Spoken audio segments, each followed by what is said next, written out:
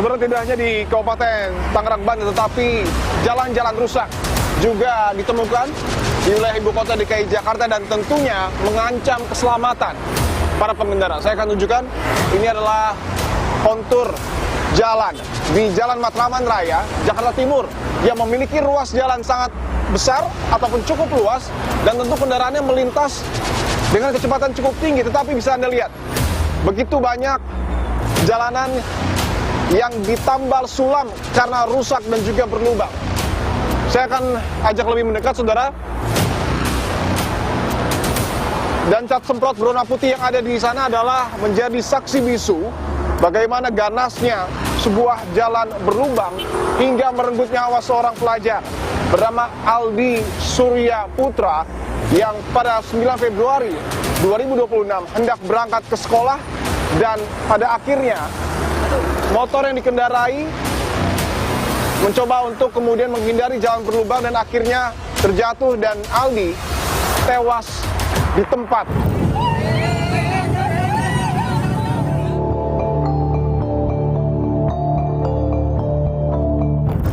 Saudara, saya berada di kawasan Manggarai, Jakarta Selatan. Saya akan coba bertamu dan menanyakan kepada keluarga dari Aldi Surya Putra seperti apa sebenarnya kronologi kecelakaan yang menimpa Aldi hingga mengakibatkan Aldi meninggal dunia. Saya akan coba masuk dalam, saudara. Assalamualaikum. Mas Aldo, izin Mas Lipo dari Kompas TV. Boleh minta waktu sebentar, Mas? Boleh. Sebelumnya kami semua mengucapkan turut berduka cita, Mas, atas kepergian dari Aldi 9 Februari 2026 karena kecelakaannya, Mas, ya, di Jalan Matraman Raya. Polisi setelah kejadian menyebut melakukan penyelidikan, Mas. Sudahkah ada hasilnya? Untuk saat ini masih diselidiki sih dari polisian. Oke. Untuk hasilnya seperti apa, tapi dugaan terkait kronologinya sih memang adik saya itu mengalami kecelakaan tunggal untuk menghindari jalan berlubang. Setelah saya lihat tempat lokasi kejadiannya, memang itu sudah ada kayak jalanan sudah kayak ditambal gitu. Dalam Undang-Undang Lalu Lintas dan Angkutan Jalan, ketika kondisi jalan pada akhirnya mengakibatkan korban, pengendara menjadi korban terlebih meninggal dunia, sebenarnya ada hak bagi keluarga korban itu untuk menuntut. Apakah Mas Aldo dan keluarga juga mungkin berencana mengambil langkah hukum? Keluarga saya tidak menuntut apapun kepada pemerintah. Tapi hanya saja sih dari keluarga saya berharap ini mungkin yang terakhir kalinya, karena kan memang jalan berlubang ini kan sangat vital ya untuk para pengendara, apalagi kan ini fasilitas publik ya. Jadi mungkin dari keluarga saya itu ingin mengingatkan kepada Pemprov ataupun pihak-pihak yang terkait untuk bahwa lebih sering di follow up gitu loh. Jadi hanya tidak dari keresahan masyarakat baru di follow up gitu. Dari pemerintah juga harus melakukan by checking fasilitas publik gitu.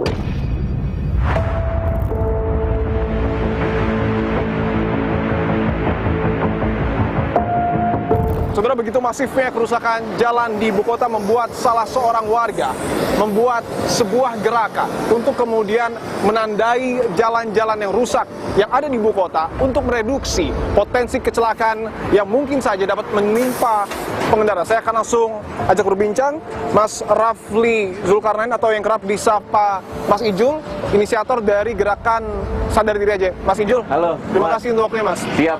Mas, saya memantau media sosial Anda begitu banyak aktivitas Mas Ijul menandai jalan-jalan yang rusak dengan menggunakan cat semprot. Benar. Ada lagi tagar Sadar Diri Aja. Apa yang kemudian mendasari Mas membuat gerakan ini? Dulu saya 2016 itu pernah jatuh. Terus saya nazar deh kalau misalkan bisa jalan lagi nih, gimana caranya biar orang nggak kayak saya begitu. Mas Ijul sendiri melakukan gerakan ini sendiri atau seperti apa? Sendiri gitu. Itulah kenapa sebenarnya namanya Sadar Diri Aja, hashtagnya begitu, karena kesadaran saya sendiri, terus juga pengen ngajak kesadaran orang juga sih begitu. Dari pengalaman Mas Ijul, jalan mana yang seperti neraka bagi para pengendara, khususnya sepeda motor? Khusus sepeda motor. Sebenarnya dekat sini juga ada sih, Mas, nih penjaringan. Dekat sini ada penjaringan ada. Sini. Boleh kita coba cari, Mas? Boleh.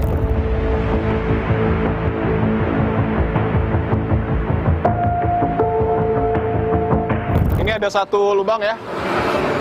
Ya, ini bisa ditandai, Mas? Bisa. Ini Nih, tuh. Berapa dalamnya nih? Iya. Ini kayaknya lebih dari 10 cm ya. Iya. Kalau ini sih hitungannya, ini kan bekas galian biasanya proyek. Ini bekas galian. Nah banyak di Jakarta nih yang kayak gini sekarang nih, karena bekas proyek habis itu dibenerin ini kurang rapi ya. Di sini ya, tandain dulu pinggirannya. Oke. Jadi dikotakin. Nah, sini lagi.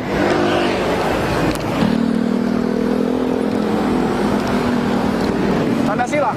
Iya. Oke.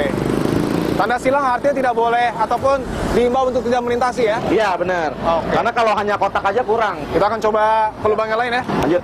Oke. Di depan saya ada 2 lubang lagi ya. Boleh saya coba ya Mas ya? Boleh, itu dalam banget nih. Oke, ini untuk konnya memang ditaruh agak jauh ya. Dan Ya. ini sekali lagi bisa ditunjukkan ya, dalamnya semata kaki ya. Tentu untuk pengendara roda 2 ini sangat berbahaya ya. Ini mah. Dimulai dari ujung dulu ya. Iya, bentuk dulu sini. Oke. Kemudian tengahnya mungkin ya. Tengahnya garis lagi. Nah. Oke. Dan tanda silangnya tinggal tanda di silangnya sini di ya. ujungnya. Tanda silang itu untuk menghimbau warga agar tidak melintasi jalan ini atau Benar. untuk berhati-hati ya.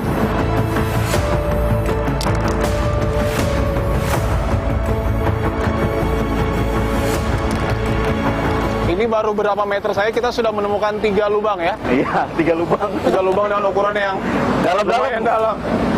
Biarpun cuma segini ya, tapi buat motor nih berasa. Sangat berasa ya. Nah. Oke. Ini sudah ditandai dan momentumnya sedang tidak ada kendaraan yang melintas. Saya bantu ya Mas ya. Ya, siap. Dan setelah diberi Yuk, tanda, mau nyebrang? nampaknya pengendara juga tidak melintasi Tuh, kan jadi jalur kelihatan berlubang ya. Oke. Saya tunjukkan ya saudara, ini ada satu jalan yang sebenarnya baru diaspal ya, Ini baru diaspal. tapi sudah bergelombang. Nah, ini kalau dilihat mungkin visualnya kayak bener gitu ya. Iya. Tapi ini cekung nih, Mas. Bergelombang ya. Cekung ke atas. Kalau ini nyembung, cekung. Nanda ini sama, seperti sama, ini, Mas. sama. Karena kalau buat motor, apalagi kalau kenceng dari sana tuh ya, ini bisa naik. Bisa mental ya.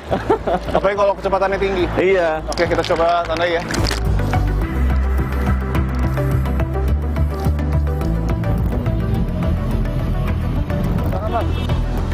Dua jalur ya berarti ya. Dan ini pas sekali di tempat banyak kendaraan roda 2 ataupun motor yang memutar balik ya. Dan tentu cukup berbahaya.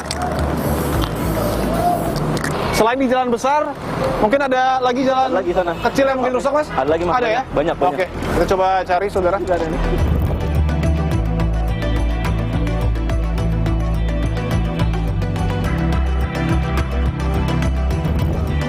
Ini kita berada di Jalan Tanah Pasir.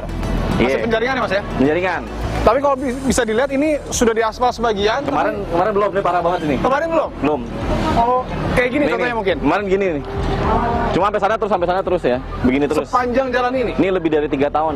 Lebih dari 3 tahun. Nah, ini informasi fakta dari warga sekitar juga. Tapi informasi dari warga, ini kerusakannya kenapa? Bekas ini proyek galian, air Bekas limbah. proyek galian air limbah. Benar. Woi. Ini sampai ditutup Iya. plat besi ya.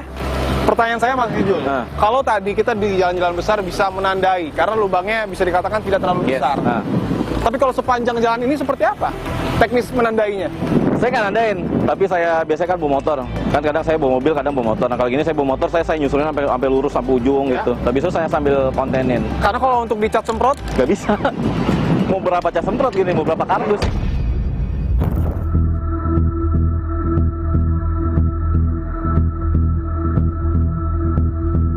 Mas Ijul, bahwa tadi di satu titik saja kita sudah menandai mungkin lebih dari 10 ya. Iya. Selama 10 tahun kalau diperkirakan berapa titik yang sudah Mas tandai? Jalan rusak.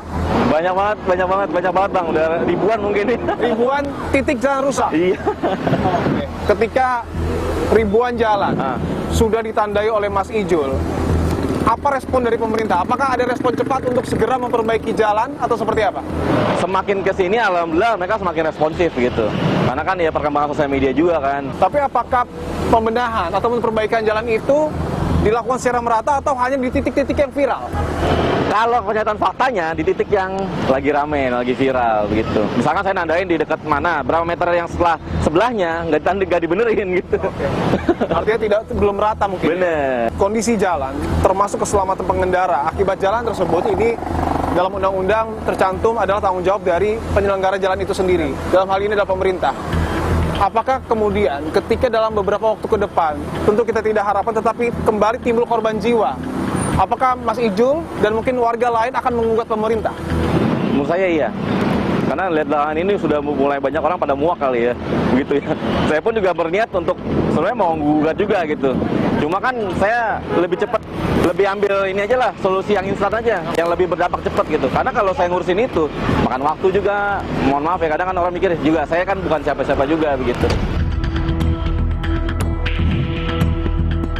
Apakah kemudian pemerintah, dalam hal ini Pemprov DKI Jakarta, baru secara masif membenahi jalan-jalan yang rusak ketika sudah timbul korban jiwa?